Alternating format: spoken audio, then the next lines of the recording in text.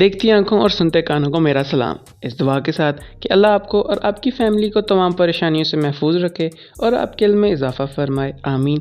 آج کی ویڈیو کا آغاز کرتے ہیں، لیکن اس سے پہلے ایک چھوٹی سی ریکویسٹ، ہمارے اس چینل کو سبسکرائب کریں اور بیل آئیکن دبانا ہرگز مت بھولیے گا، اس سے ہمارے آنے والی نئی ویڈیوز آپ کو بالکل فری میں دیکھنے کو ملیں گی۔ جزاک اللہ۔ اگر آپ سے پوچھا جائے کہ دنیا میں حیران کن اور وائڈ پلیسز کون سی ہیں تو آپ کا کیا جواب ہوگا؟ آپ کا جو بھی جواب ہو، لیکن دنیا میں سب سے حیران کن اور وائڈ پلیسز میں جو ہے آتی وہ ہے ایجپٹ کے پیرامڈس، جو کہ 5000 سال سے اپنے اندر کئی سارے سوالات کو لیے ہوئے ہیں، اور انہی سوالات کو جاننے کے لیے سائنٹسٹ کئی عرصے سے اس پر ریسرچ کر رہے ہیں، لیکن ابھی تک کئی گوشے خالی ہیں۔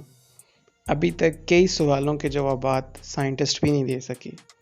آخر یہ پیرامڈ بنائے کیوں گئے اور اس میں استعمال ہونے والے پتھر پرفیکٹلی اسکوائر اور ریکٹینگل کیسے ہیں، جبکہ اس ٹائم پہ کوئی کٹرز بھی نہیں ہوتے تھے، اور اس کی دیواروں پہ یہ عجیب قسم کی لکھائی اور تصویریں کیوں بنائی گئیں اور ان کا کیا مقصد؟ اور یہ پیرامڈ اس ٹائم بنائے گئے جس ٹائم ہمیں یہ بھی معلوم نہیں تھا کہ زمین چپٹی ہے یا گول، اور اس میں استعمال ہونے والے پتھر کئی تو 50 ٹن اور کوئی 25 ٹن کے ہیں۔ اتنے بھاری اور وزنی پتھر اتنی اونچائی تک کیسے لے کے جائے گئے ہوں گے، جبکہ آج کل کے جدید دور میں ہماری سب سے اچھی کرین بھی 25 ٹن وزن اتنی اونچائی تک نہیں لے کے جا سکتی، تو پھر اتنے بھاری بھرکم پتھر اتنی اونچائی تک کیسے لے کے جائے گئے ہوں گے؟ بعض لوگوں کا ماننا ہے کہ یہ کام اور یہ پیرامڈز ایلینز نے بنائے ہیں، جیسے ہم انسان کی تخلیق سمجھ رہے ہیں، یہ انسانوں نے نہیں بلکہ ایلینز نے بنایا ہے، اور اس کے پیچھے ان کا کوئی خاص مقصد ہے جو کہ صرف ایک سٹوری ہے۔ پر پھر بھی یہ سوالات تو باقی رہتے ہیں کہ اتنے بھاری پتھر اتنی اونچائی تک کیسے لے کے جائے گئے ہوں گے؟ اس کام کے لیے جانور بھی کافی نہ تھے، لیکن ریسرچرز کا ماننا ہے کہ اس کام کے لیے بہت سارے لیبرز لگائے گئے، تقریباً 1 لاکھ کے قریب لیبرز لگائے گئے جو کہ اس کام کو سر انجام دیتے رہے۔ لیکن دوسرا سوال یہ اٹھتا ہے کہ ان پیرامڈز کی direction exact east west north south کیسے ہے، جبکہ اس ٹائم پہ کمپس بھی نہیں ہوتی تھی، تو انہوں نے ڈائریکشن کیسے معلوم کی ہوگی؟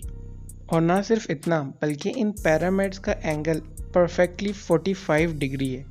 یہ سب کیسے ہوا؟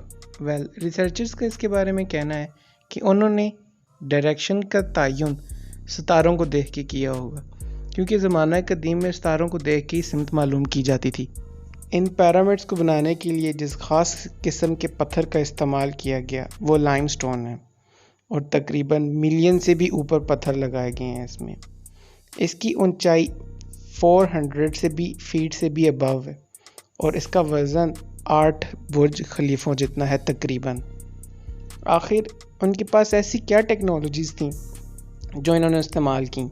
آخر ان کے درمیان میں ایسا کون سا سیمنٹ یا ریت استعمال کیا گیا کہ ان پیرامڈز کے اوپر کسی بھی طوفان اور زلزلے کا اثر نہیں ہوتا؟ اتنے بھاری پتھر ایک دوسرے کے اوپر اتنے پرفیکٹلی رکھے گئے ہیں کہ ان کے درمیان سے بال بھی نہیں گزر سکتا۔ اتنا ہی نہیں بلکہ اگلے انکشاف کے بارے میں جان کر آپ واقعی حیران ہو جائیں گے۔ یہ بات تو آپ کو معلوم ہے کہ جہاں پہ یہ پیرامڈز ہیں تو وہاں پہ ایجپٹ کا موسٹ آف دا ایریا صحرا ہے، اور صحراؤں میں ٹمپریچر زیادہ ہوتا ہے، لیکن ان پیرامڈز کے اندر ٹمپریچر 20 ڈگری سینٹی گریڈ ہی رہتا ہے، چاہے باہر ٹمپریچر جتنا بھی بڑھ جائے۔ اس دور میں انہوں نے ٹمپریچر ناپنے کے لیے انسٹرومنٹ کہاں سے لایا ہوگا؟ دنیا کے 7 عجوبوں میں آنے والے عجیب و غریب ان پیرامڈز میں موجود ایک سٹیچو جسے سفنکس کے نام سے جانا جاتا ہے، یہ بھی اپنے آپ میں ایک بہت بڑا سوال ہے۔ یہ سٹیچو دنیا کا نمبر 1 بڑا سٹیچو کا اعزاز بھی رکھتا ہے، اور اس کا جو فیس بنا گیا ہے یہ ایک پورے پتھر سے بنایا گیا ہے، جبکہ اس ٹائم پہ کوئی گرائنڈر بھی نہیں تھے، تو انہوں نے اس پتھر کو تراشا کیسے ہوگا؟